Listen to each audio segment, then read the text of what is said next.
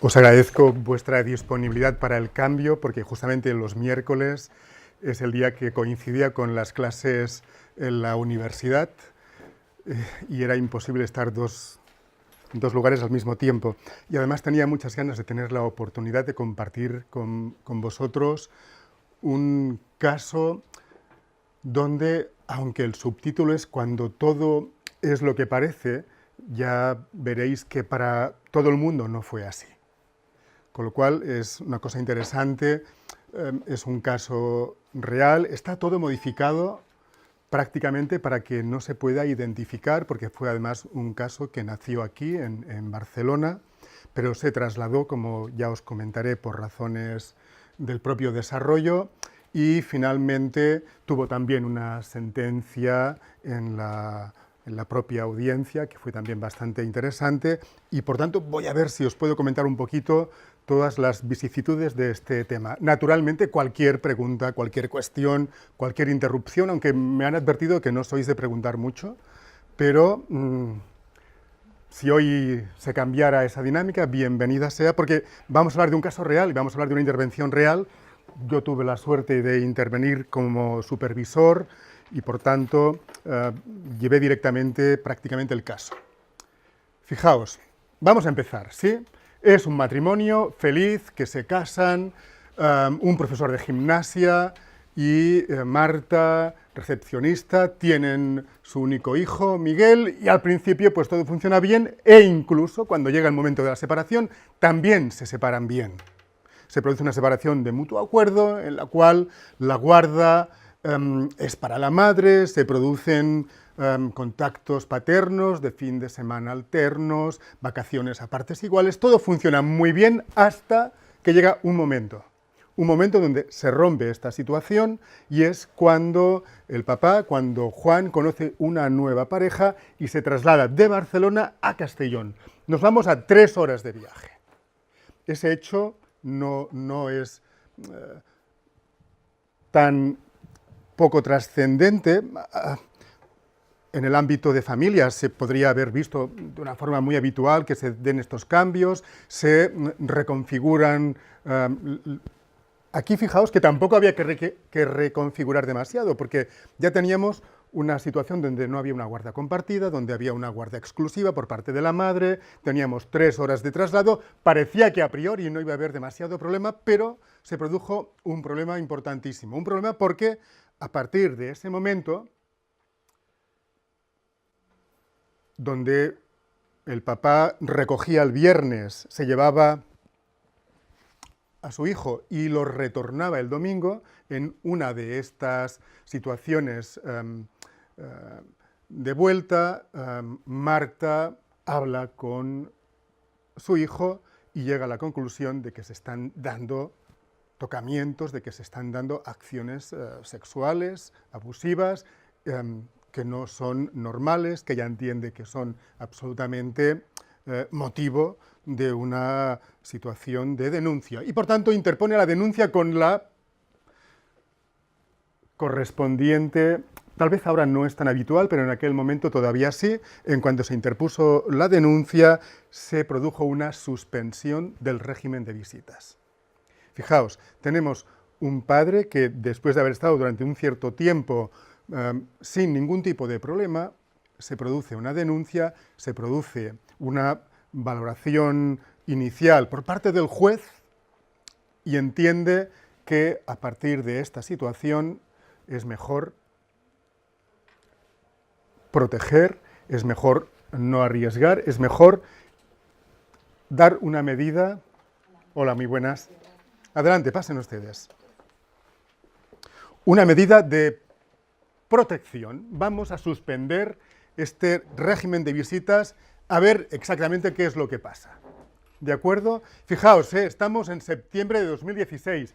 Vamos a ver cuánto va a durar esta temporalidad, ¿verdad?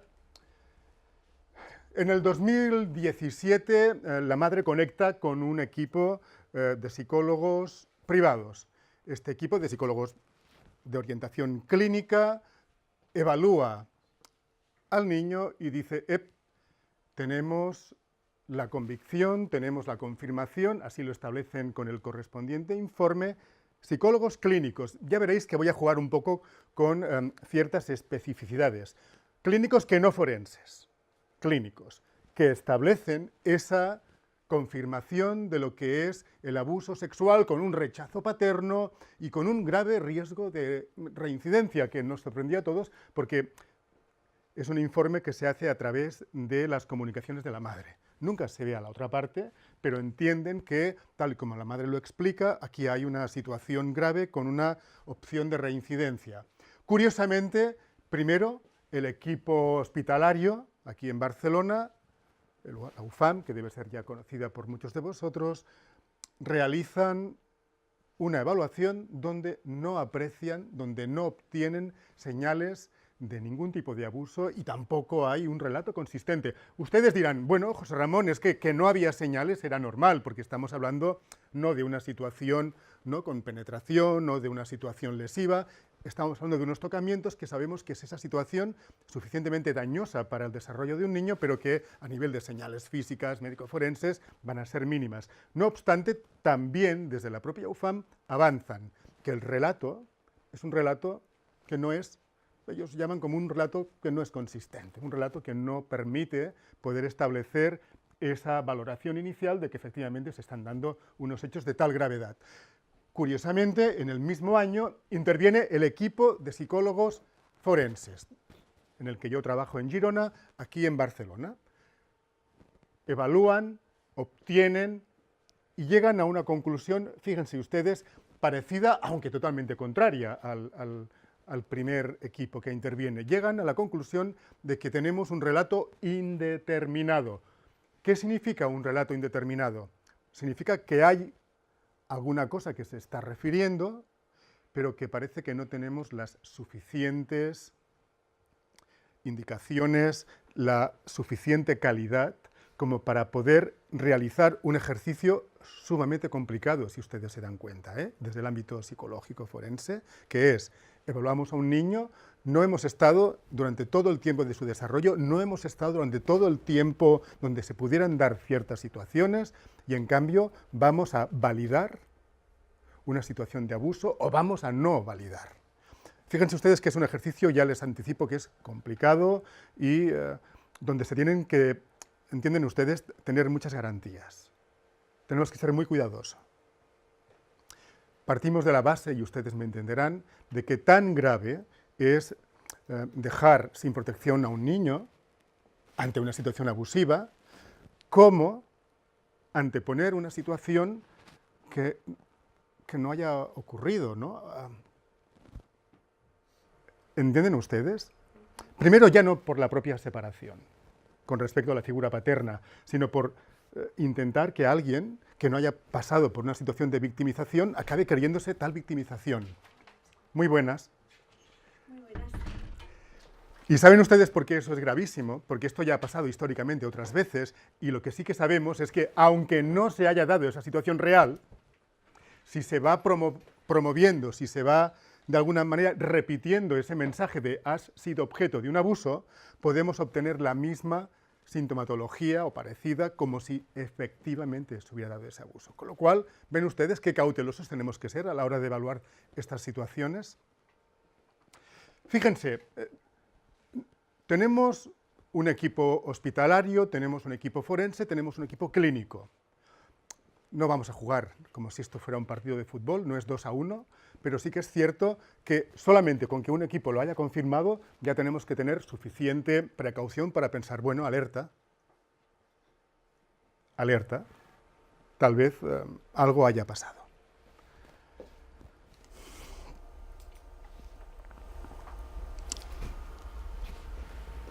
La mamá, sin previo aviso, en ese mismo año, hacia el último trimestre, hacia septiembre, se traslada a Madrid. Decide irse a Madrid, tiene una nueva pareja que también es de esa región y entonces deciden irse para allá. ¿Qué es lo primero que hace la mamá? En cuanto llega a su nuevo destino, acude a servicios sociales para que le echen una mano con algo que está pasando con su hijo. ¿Y qué hace servicios sociales? Hacen una primera evaluación y ¿qué obtienen? Obtienen esa información materna que les permite confirmar el abuso sexual junto con un maltrato. No he puesto nada porque sí, no hay nada que sobre. Fíjense que pasamos primero de una situación de abuso y ven ustedes lo que hemos añadido, ven ustedes, va pasando el tiempo y va creciendo el incidente, el suceso. Ya tenemos abuso y tenemos un maltrato crónico, ¿no? Tenemos una situación bien particular y, lógicamente, a partir de aquí lo que sí que se establece es una intervención de reparación, una intervención clínica, terapéutica, para poder, de alguna manera, ayudar a reequilibrar los efectos terribles que se pueden producir en cualquier criatura que haya sido objeto de una situación abusiva, de un delito del ámbito sexual, ¿verdad? Empezamos aquí. ¿Se dan cuenta ustedes? Miren, estemos aquí y todavía no hay visitas. No hay contacto alguno con el padre. ¿Entienden ustedes? ¿Qué hace el padre? El padre, a principio del 2018, solicita una evaluación pericial privada. Lo he puesto en círculo porque eso es lo que a mí me permite entrar para supervisar, para poder ver el caso y para poderlo presentar hoy ante todos ustedes. Se piden visitas en punto de encuentro, pero lógicamente la mamá está en Madrid, el papá está en Castellón, el punto de encuentro nunca establecen un punto de encuentro en el domicilio, además aquí en Barcelona. Bueno, fue un desastre que al final, lógicamente, el resultado ya era esperado, ¿verdad? No se produce ningún encuentro, no se produce ninguna presentación y, por tanto, se suspende el servicio porque se entiende que esto no llega a ningún sitio. No obstante, desde el ámbito judicial se establece fecha para un juicio en el cual se solicita, en una audiencia provincial, 4 años de prisión por ese abuso y esa situación de maltrato. Ven ustedes, de golpe tenemos un señor, un papá que dice, me veo ante una situación absolutamente complicada, y el padre, lógicamente, no hace falta que ustedes se lo puedan imaginar, en todo momento él refiere que en ningún momento se ha producido ningún tipo de tocamiento, que no acaba de entender tampoco cómo se ha llegado hasta esa sospecha, pero que de alguna manera lo que él necesita es, por un lado, eliminar esa duda y, por otro lado, restituir la relación con su hijo. Ven ustedes que aquí tenemos una situación muy interesante y como la conocemos y es un caso real, la quiero compartir con ustedes para que resuelvan ciertas dudas. Bueno, lógicamente aquí es donde si tenemos que intervenir a nivel forense, yo lo siento, pero o tenemos una formación ultra especializada, o tenemos un máster, o estamos en un ámbito formativo, fíjense ustedes, dentro de poco ya les advierto, porque desde el Consejo General de Psicología se está hablando, se está discutiendo del tema, no solo por la acreditación forense, sino porque dentro de un cierto tiempo la intención es que este tipo de decisiones tan trascendentes, este tipo de intervenciones tan especializadas, no puedan ser llevadas a cabo por nadie que no tenga la formación especializada. ¿Entienden ustedes? Porque estamos tocando temas demasiado delicados, que todos lo son, no voy a barrer para casa, pero entienden, aquí se han producido toda una serie de situaciones muy características, ¿verdad? Un proceso de evaluación donde siempre explicamos en nuestras clases que tienen que haber, lógicamente, análisis de atestado, entrevistas abiertas, bueno, un proceso de evaluación integral, que eso es común a muchos otros ámbitos, pero donde además en el ámbito forense tenemos que entrar en lo que es formulación de hipótesis. Hipótesis número 1. Efectivamente, este papá ha realizado acciones sexuales inadecuadas con respecto a su hijo, ¿sí? Pero ¿entienden ustedes que tenemos que abrir un poco nuestra mente a otras opciones? ¿Qué otras opciones se les ocurre a ustedes que pueden haberse dado? ¿Tienen ustedes opciones que les vengan a la cabeza, aparte de que hayan ocurrido los hechos? ¿Sí? Fíjense ustedes, continuamos y miramos el expediente, vemos que se han dado 5 intervenciones profesionales, la UFAM, el LEAD penal, servicios sociales, ámbito público, ámbito privado, tenemos 2 evaluaciones positivas, tenemos 2 evaluaciones negativas y una intervención de tipo clínico terapéutico que, lógicamente, cuando empiezan la intervención terapéutica confirman que se está dando una situación de victimización. Recuerden lo que les he dicho antes, ya no es tan importante si ha pasado o no. ¿Entienden? Llega un momento que lo que sabemos a nivel psicológico es que aunque no se haya vivido esa revictimización, sí se va alargando, se va construyendo, se va reforzando, se va manteniendo que algo ha pasado.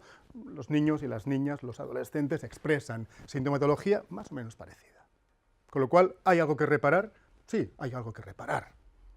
Ya veremos qué es lo que habrá que reparar. El subtítulo era Cuando todo es lo que parece. ¿A ustedes qué les parece? ¿Les parece tan parecido como me parecía a mí? ¿Creen ustedes que estamos ante un caso relativamente claro a la hora de evaluarlo? Porque si se han dado cuenta, hemos tenido 2 equipos que sí, 2 equipos que no, un equipo que interviene y que confirma, y tenemos una mamá que efectivamente, pues, de una forma espontánea realiza esa denuncia a partir de, pero luego también hace acciones como irse hacia otro lugar que no dejan tampoco lugar a dejar de pensar alguna otra opción. ¿Entienden ustedes? Claro que esta era la hipótesis, pero puede ser que si no ha pasado, hayan pasado otras cosas. Fíjense, no solo teníamos opción A ha pasado, opción B no ha pasado. Puede ser que la opción B la tengamos que ramificar, ¿verdad? Puede ser que, efectivamente, sea un abuso falso, pero que haya sido, ven ustedes, malintencionado. Por una venganza, por lo que sea, ha habido una malintención, en este caso de la madre, también podría haber sido del padre. Verán ustedes que en este ámbito se da de todos colores, de todos bandos, donde hay una animadversión. Pero fíjense ustedes, no se queden solo con esa opción. De hecho, les diría que no se quedarán con esta, seguro. Porque puede ser que lo que haya pasado es que haya habido una mala interpretación. Puede ser que tengamos, y esto lo van a ver ustedes muy a menudo, situaciones en las que un papá o una mamá, de golpe, conecta con ciertas cosas que le pasan a su hijo, pero que tal vez han pasado también muy próximo, cuando no en la misma persona, en el mismo progenitor. Con lo cual se producen unos efectos muy interesantes. No hay una mala intención, no hay una venganza, hay una mala interpretación, pero convencimiento de que están haciendo lo correcto por ese hijo o por esa hija. ¿Entienden de qué estoy hablando? ¿Entienden dónde nos estamos moviendo? Ya no es la mala intención, es una mala interpretación que produce un convencimiento falso, pero, ¿entienden ustedes? Un convencimiento. Y luego tenemos esta opción, que sí, hay que decirla, y es que el niño se ha vuelto un poco también malicioso, se ha inventado esto y está aquí, pues, jugando a un juego perverso que nadie entiende, donde él se ha quedado sin papá, donde su mamá también se está trasladando, donde se dan múltiples evaluaciones y donde al final este niño ha acabado siendo reparado. ¿Entienden? ¿Hay falsas denuncias que nacen de niños que efectivamente inventan? Claro, sí. ¿Tienen ustedes la cifra en su mente de qué tanto por ciento estamos hablando?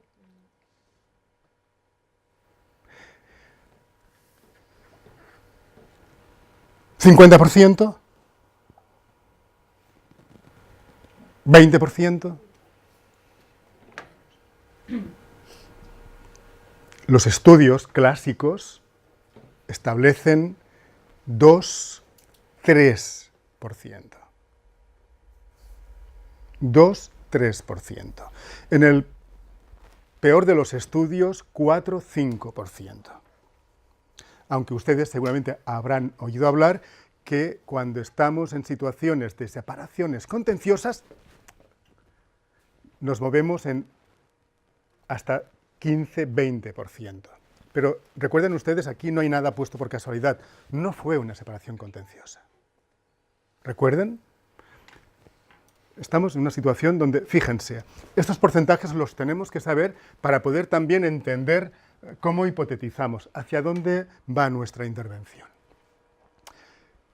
El último fin de semana que el niño estuvo con su papá, Marta observó, la mamá, observó un enrojecimiento en el culo, en el ano, con una inusual actividad de manipulación del pene por parte del niño. Se tocaba. ¿Entienden ustedes? Y la madre, ¿qué interpreta?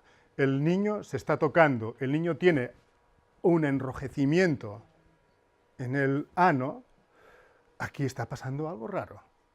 ¿Ven ustedes qué fácil es crearse, a veces sin, ¿no?, una situación? Interroga sobre esa posible actividad sexual con el papá te toca, papá te pone el dedo, papá te... Y en ese momento, papá me toca aquí y me dice que no te diga nada. ¿Ven ustedes la bomba atómica? Dime. Porque ¿qué edad tiene aquí el hijo? 8 o 9 años, sí. ¿Qué crees? ¿Qué te dice tu sentido común? A ver, puede ser que realmente el niño se esté tocando porque es algo que pueden hacer los niños. Por etapa. Por etapas, por hacerlo. Se dan cuenta de que estamos justo en una etapa donde la curiosidad, ¿no?, en este caso no es que mató al gato, sino que la curiosidad aquí fue algo que inició una sospecha, que un niño pueda tener un enrojecimiento en sus partes, ¿entienden? Quizá el papá le dice que no le diga nada a la mamá para que no cree esa mala interpretación de la madre hacia... Claro, muy buena opción. Igual el papá piensa, Dios mío, no le digas nada, no vamos aquí a ver si aún va a aparecer aquí cualquier cosa, ¿no? Que tampoco igual es un padre malicioso, sino un padre que no vamos a hacer sufrir a tu madre por nada, que no ha pasado nada, por favor. Bueno, al final pasó. Al final pasó. Sí, el papá se queda sin hijo y el hijo se queda sin papá. La mamá inicia una absoluta carrera por proteger y por entender qué está pasando a su hijo, y naturalmente lo que ustedes ya se pueden imaginar y advertir es que la mamá solo ve un diagnóstico, la mamá solo ve una valoración, la mamá no sopesa. Vamos a ser honestos, esto es lo que suelen hacer todos los papás y todas las mamás, ¿verdad? Cuando ellos se encuentran, hola, no se preocupe. Cuando se encuentran en una situación como esta, normalmente aquellos profesionales que les confirman son los profesionales que toman confianza. Y los que no confirman son los que no lo han hecho bien. Entienden que es un sesgo que nos pasaría a cualquiera de nosotros. Tenemos que ser comprensivos desde esta posición profesional como psicólogos, ¿no? Y bueno, esto es lo que ocurre. Sabemos que pueden haber pasado muchas cosas, nosotros hemos estudiado y conocemos el fenómeno de la sugestionabilidad, donde efectivamente puede ser que las cosas se digan, luego se desproporcionen, luego se sugestionen y luego se conviertan y se construyan en cosas que no son, ¿verdad? Sabemos que el tipo de pregunta, ¿cómo preguntó la mamá a su hijo? A ver, ¿los papás tienen un manual para saber preguntar por abusos? No. Entonces, vamos a pensar que el papá, que la mamá, en este caso la mamá, supo preguntar bien. Los papás es muy difícil. Eso nos puede dar una idea, ¿no? Tal vez hay que educar a los papás, tal vez hay que iniciar educación con los papás en las escuelas de papás, de padres, donde no solamente se hable de educación sexual, a partir de esta edad el niño se toca, sino educación sexual, cuidado, si en algún momento tenéis alguna sospecha, cómo os posicionáis delante de vuestro hijo. Porque una posición u otra, ya sé que dirás, pero José Ramón es su hijo, ya, pero una posición u otra es importante. Y no podemos pensar, tal vez, que la mamá utilizó un sistema de interrogatorio, ¿no? Sabemos que la sugestionalidad baja es la que intentamos siempre a nivel profesional utilizar, pero sabemos que la sugestionabilidad alta es muy poderosa, es muy importante. Sabemos que preguntas abiertas, ¿qué te pasó?, ¿te molestó?, preguntas que nos permitan no introducir, en las clases explicamos, ¿verdad?, ¿qué es lo que nunca hay que introducir? Verbos. No hay que introducir verbos. ¿Te tocó? ¿Te chupó? ¿Te metió? ¿Entienden ustedes? El verbo es acción y la acción es delito. ¿O no? ¿Entienden? Cuidado con los verbos que utilizamos. Lógicamente tampoco hay que introducir nombres, ¿no? Porque si ustedes se dan cuenta, cogemos un verbo, cogemos un nombre y ya tenemos un crimen y un criminal. Con lo cual, esas situaciones que forman parte de esa formación específica que nosotros podemos repetir, podemos conocer, es lo que tenemos que intentar ahorrarnos, ¿verdad? Ven ustedes las preguntas, ustedes dirán, pero estas preguntas son tan rebuscadas. ¿Saben ustedes? Lo más interesante es que muchas de estas preguntas o muchas de estas situaciones de conocimiento se produjeron gracias a situaciones reales, a juicios anteriores, a situaciones como muy arraigadas en entornos culturales, donde efectivamente la gente pregunta, pero se pregunta de esta manera. Ustedes ya dirán, José Ramón, que son los hijos y son los padres, es cierto, pero nosotros como profesionales debemos saber eso, por si las moscas, por si nos toca algo así. ¿Y saben por qué les digo eso? Porque, fíjense ustedes, no es ahora por hacer, pero el caso fue exactamente así. 4 equipos públicos, servicios sociales, ¿qué hace? Confirma abuso. Equipo de hospitalario, no confirma abuso. Equipo específico forense, donde la prudencia debe exigirse aún con mayor intensidad, tampoco valida el abuso. El equipo privado sí, valida el abuso. Y luego el equipo terapéutico, el equipo de intervención clínica, que lógicamente ve un niño con características que sí que les permiten iniciar la intervención, porque ven que un niño debe tener algún tipo de desequilibrio, y por eso empiezan, entiendo, ¿verdad? Bueno, esas son las preguntas que se pueden hacer, y llegamos siempre a una de las preguntas que siempre nos hacemos. Se tuvo que volver a entrevistar a ese niño, se tuvo que volver a tomar una decisión, que es, vamos a escuchar. El tribunal validó y el tribunal dio permiso, la madre se negó en principio, a que efectivamente este equipo de psicólogos pudiera intervenir, aunque recomendación del abogado y aunque a nivel privado, que pudieran efectivamente volver, ¿qué dirán ustedes? Volver a preguntar, volver a interrogar. Fíjense de qué estamos hablando ya, ¿eh? Luego queremos ahorrarnos las revictimizaciones. Dígame. ¿Cuánto tiempo se preguntó al niño? Después de casi un año. Se vuelve a preguntar al niño. Se vuelve a ver qué ha pasado. Sí, era recientemente, el año pasado. El niño ya está en esos 9, 10 años. Lleva ya 2 años sin ver a su papá. Y vamos a ver qué pasa. Vamos a volver a preguntar, vamos a volver...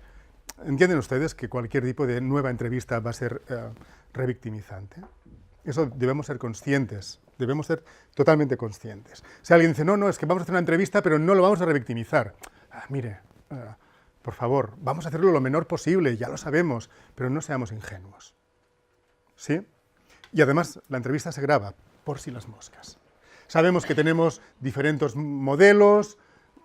Este es el que ahora está de moda, ¿verdad? La entrevista cognitiva, una síntesis de la entrevista cognitiva mejorada y del protocolo de Michael Lamb, que es un protocolo que lo que intenta es ser muy respetuoso, donde se dan una serie de reglas, donde se dan preguntas abiertas y donde se intenta que la información puede ser justo la que se pueda dar. Antes, este equipo hace una entrevista con la mamá, explica que nunca antes se habían dado problemas en el ámbito de la esfera sexual de este papá, explica que ella tiene un antecedente, cuando era pequeña que sufrió unos abusos sexuales por parte de un familiar, un hermano del padre. Ella explica que ha estado durante un cierto tiempo con diversas y con continuos cambios de parejas sentimentales, que ha tenido frecuentes conflictos con sus compañeros, una cierta inestabilidad laboral, que siempre ha tenido problemas de tipo ansioso-depresivo y que hay algo que ella tiene clarísimo. Uno, que el papá ha sido un abusador, aunque nunca antes hubiera habido ningún indicador de nada. Su hijo dice la verdad.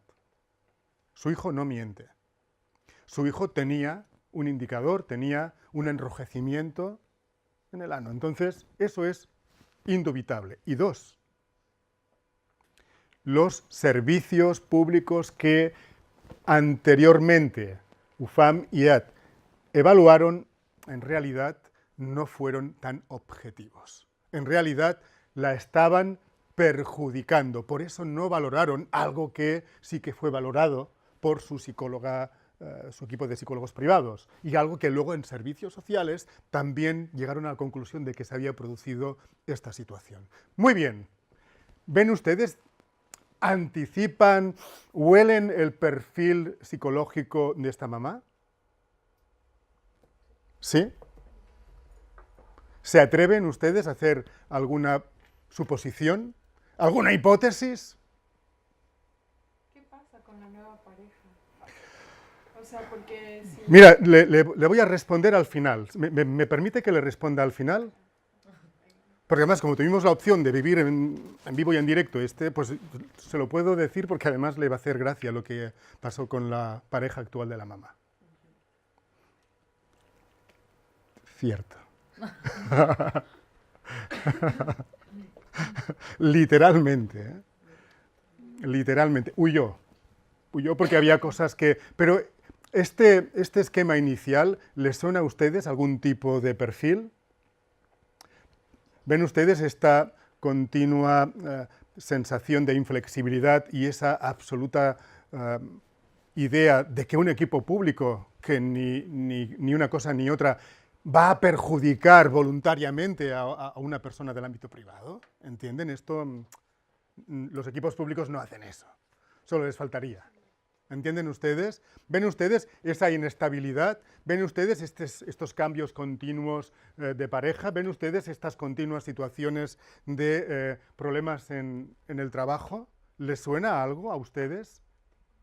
No me lo digan. Se lo queden ustedes. Pero ven hacia dónde vamos. ¿Ven ustedes cuando todo es lo que parece? ¿Ven ustedes cuando todo es lo que parece? Pero bueno, es igual. Vamos a donde tenemos que ir. 9 años. Se entrevista a Miguel, el niño. Relaciones muy mal con mi papá. Siempre muy mal, muy mal. Explícanos algo. No, pero muy mal. Algo concreto de muy mal. No, muy mal. Un día que fue muy mal, no, muy mal. Un día que fue menos mal, no, todos los días eran malos. ¿Algún recuerdo positivo? Esas preguntas truco que tenemos los psicólogos, ¿no? Dime algo bueno de tu papá. No hay nada bueno. ¿Entienden ustedes que nada bueno? Es como un poco... ¿No? Hasta el más malo tiene algo bueno. ¿Sí? Hasta el más malo tiene algo bueno. Cansancio, negativa, agobio, revictimización, ¿no? Volver a explicar lo que le ha pasado. Mi papá me toca el pene. Él aún lo decía en catalán, me toca el penis. Todavía el acento madrileño no había hecho efecto. Pero bueno, el pene. Él decía el penis. Con las manos. ¿Con qué se toca? Es que, ¿entienden ustedes? Me toca el pene con las manos. Me hacía mucho daño. Era siempre así. Este es un discurso duro, porque se asocia una acción y una consecuencia. Es un abuso y es un daño. Estamos hablando de un niño que anticipa el daño, que siempre, un daño crónico y una situación donde el papá le tocaba.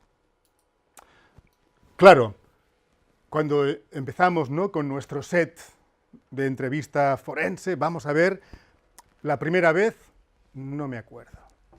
La última vez, no me acuerdo. ¿Alguna vez que te acuerdes? No me acuerdo de ninguna vez en concreto. ¿Por qué? Porque siempre era así. ¿Sí? Y aquí ustedes tienen que empezar a recoger sus conocimientos teóricos y ver qué puede estar pasando, porque tenemos aquí diferentes opciones. ¿Entienden ustedes? Diferentes opciones. Tampoco se detectan secuelas clínicas, no es un niño que está bien adaptado a la escuela, que no tiene problemas de insomnio, que no tiene problemas de apetito, que no tiene problemas de relación social. Es un niño bien adaptado, un niño funcional, un niño que sí que tiene una idea clarísima, y es que su mamá es la mejor del mundo y le está protegiendo, y que su papá es el peor del mundo y del que hay que intentar huir. Todo lo demás funciona bien. Hay una concordancia absoluta con el discurso materno, y en un momento dado, esto que hacen los niños, a veces, ¿te crees que no? Sorpresa. Y va el niño y dice, si el juez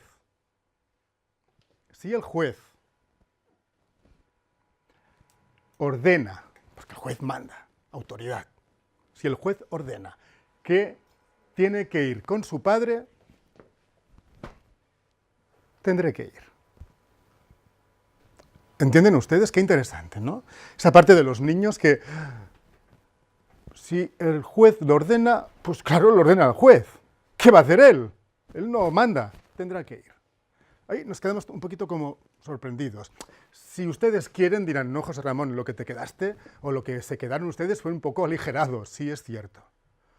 Esa última frase nos ayudó a tenerlo claro. ¿Les ayuda a ustedes a tenerlo claro? ¿Ven ustedes cuando todo es lo que parece? Cuando todo es lo que parece. El niño, como hacen muchos niños, al final da el permiso. Al final dice, bueno, sí, es un juez, habrá que ir. Entonces, qué curioso. Ven ustedes que eso no les puede pasar a ustedes nunca desapercibido, ¿no? Pese a esa negativa, pese a esa situación, el niño dice que lo hará. Naturalmente a su mamá no le hará nada de gracia. Eso por delante.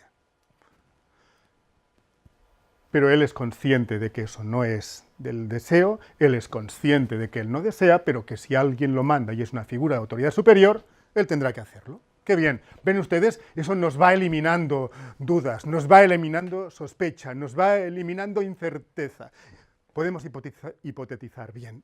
¿Ven ustedes? Todo empieza a ser ya lo que parece. Todo empieza a ser lo que parece. ¿Por qué? Porque este es el extracto.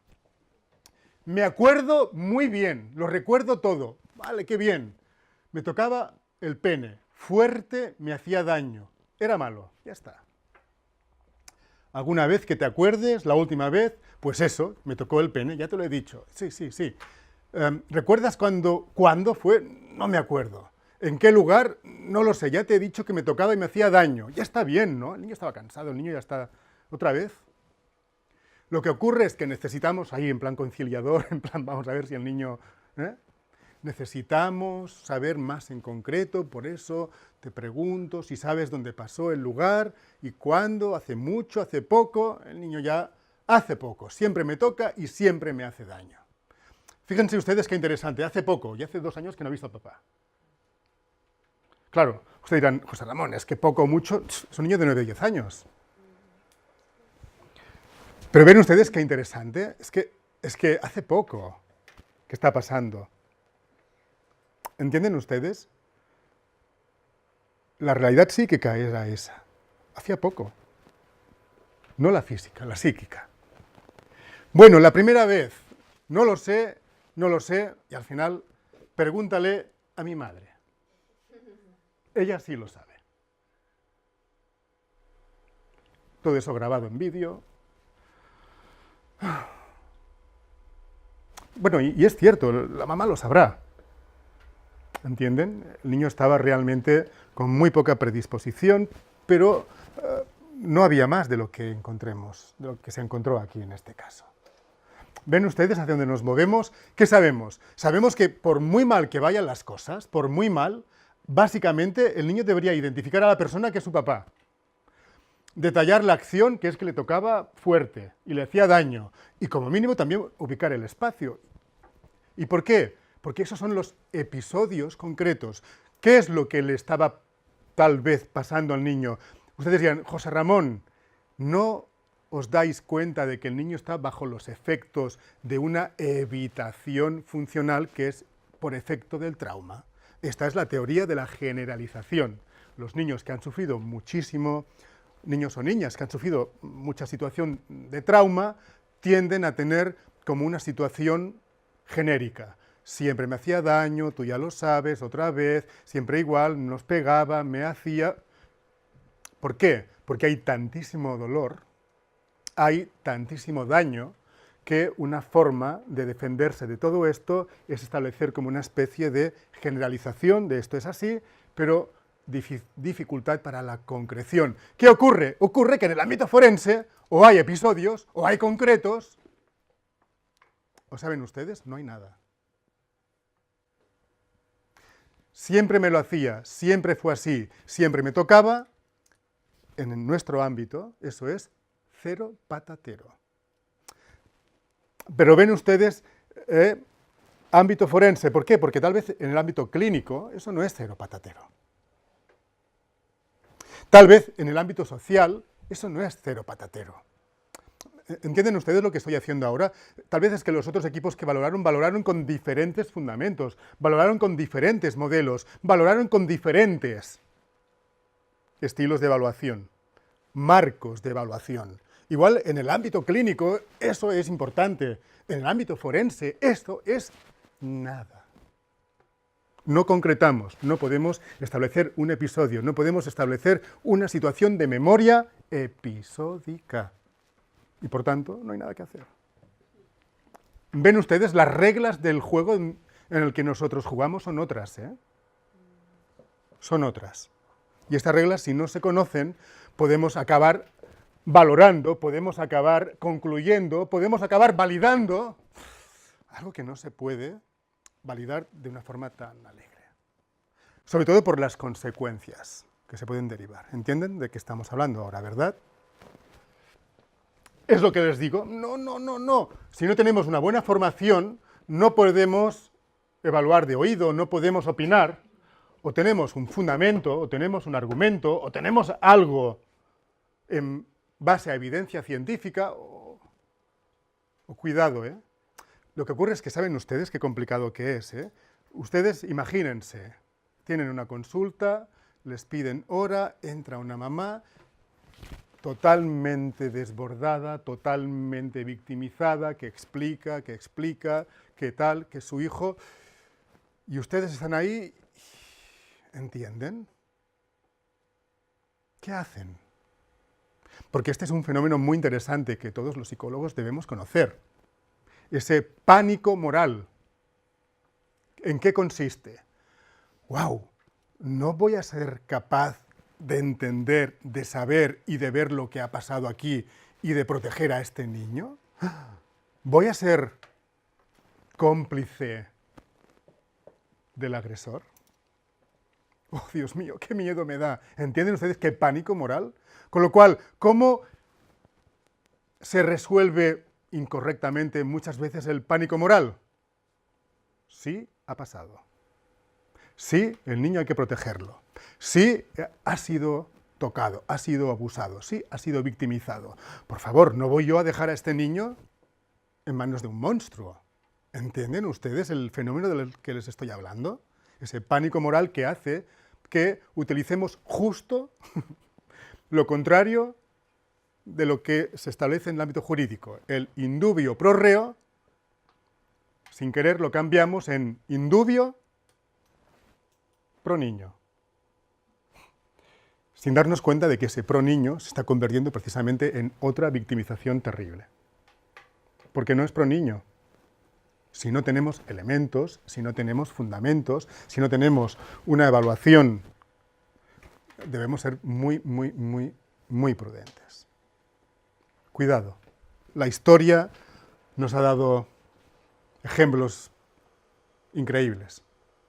¿Cómo evaluamos? Claro, es que, ¿y cómo se evalúa? Pues mire, es que no hay una, hay muchas guías. Esto es la formación, esto es el máster, esto es la especificidad en este tipo de intervención. ¿Qué hacemos? Concluimos que el relato de Miguel no se corresponde con una memoria episódica.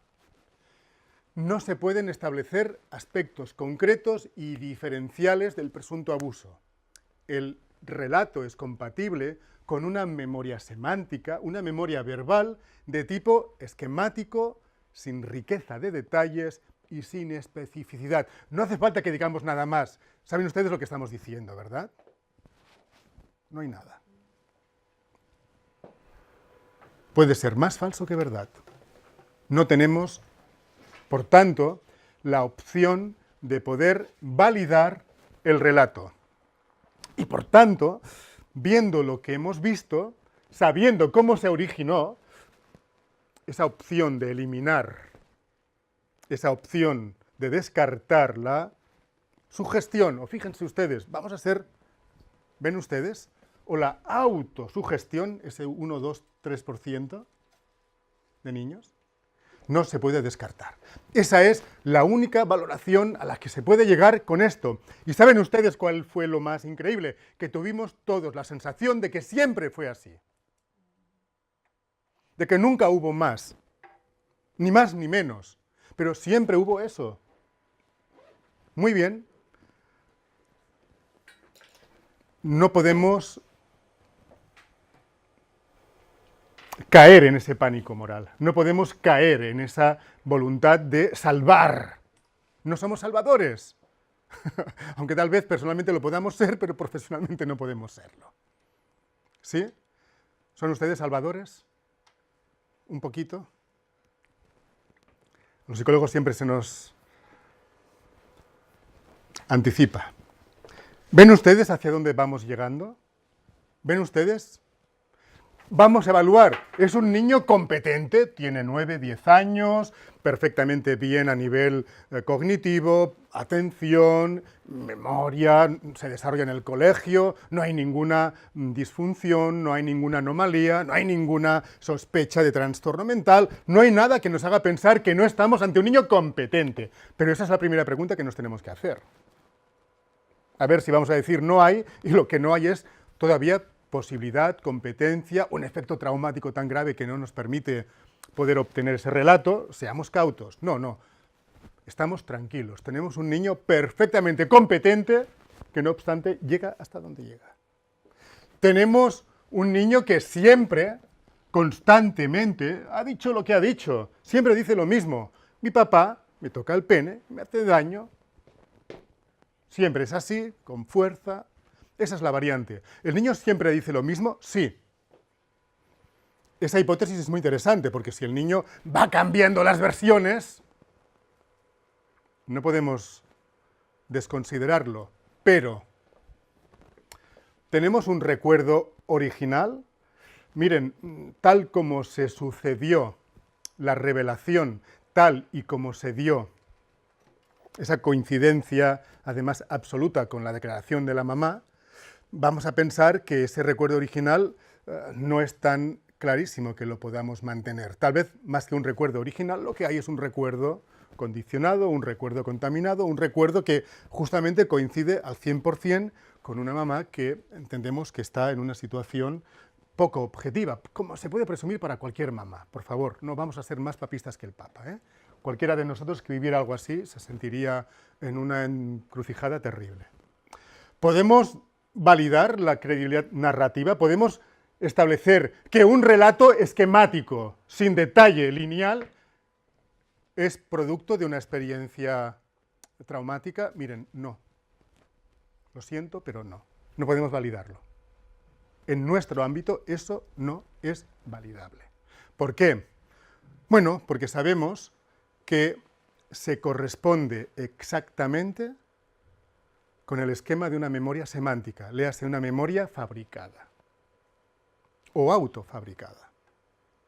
Pero entienden, sea como sea, no es una memoria sensorial, no es una memoria perceptiva, ni tan solo hay muchos elementos idiosincráticos, me hace daño. No hay mucho más. Por tanto, no tenemos opciones de poder pensar que hay un origen vívido, que hay un origen experienciado en un relato tan esquemático, en un relato tan simple, en un relato tan lineal, que sería perfectamente compatible con eso, ¿no?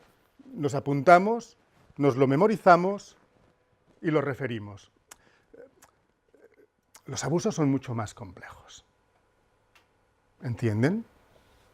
No podemos pensar que es tan simple, ¿no? Estamos hablando de un fenómeno mucho más complicado, donde antes de un tocamiento hay otras cosas, pueden haber... Aquí nos encontramos con una memoria que no podemos validarla. Y lógicamente vemos que nosotros no encontramos, el niño está haciendo terapia, sí, pero es un niño que funciona perfectamente bien en la escuela, que funciona perfectamente bien en su rutina. Ustedes dirán, José Ramón funciona bien porque está haciendo terapia, vale, sí, el pez que se muerde la cola. Pero sea como sea, nosotros no obtenemos ninguna evidencia clínica, no obtenemos ninguna evidencia sintomatológica, no obtenemos lo que se llama, lo que ustedes habrán oído como huella psíquica, ¿sí? Ha pasado algo y tenemos una huella que nos hace pensar, mira, igual no lo dice, pero aquí ha pasado algo, no tenemos esa huella, no hay ese daño ni esa secuela. No tenemos ni la lesión temporal ni la secuela permanente. No tenemos nada. Tenemos un niño competente, tenemos un niño que siempre dice lo mismo, pero que lo que dice no es validable.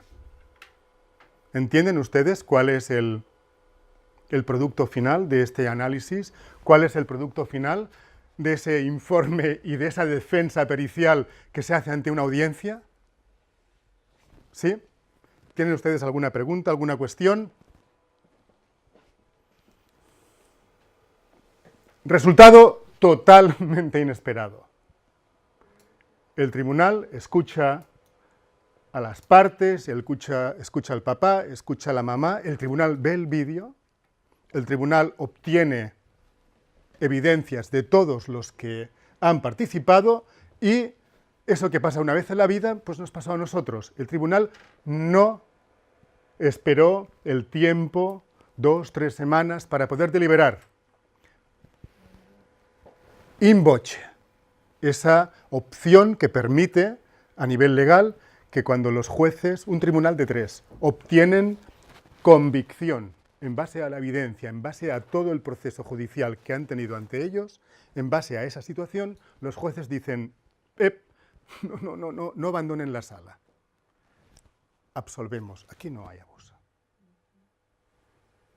Absolvemos. Ustedes dirán, José Ramón, si absuelven, ¿eso quiere decir que el papá volverá a tener visitas con su hijo? ¿Con quien hace 2 años que no lo ha visto? ¿Sí? ¿Qué creen ustedes? ¿El papá volverá a tener visitas? Sí, sin duda es. ¿Sí? ¿Ven ustedes cuál es la pregunta que a ustedes se van a hacer? ¿Cuál es la pregunta? ¿Cómo se programan, cómo se preparan, cómo se dará esa revinculación de un niño que hace 2 años que no ve a un papá que supuestamente le ha abusado? ¿Entienden la jugada? La pregunta tuya, la pareja de la mamá, cuando vio todo lo que se iba desarrollando en el juicio oral y tuvo opción de escucharlo todo, se fue. Como ha dicho la compañera, huyó.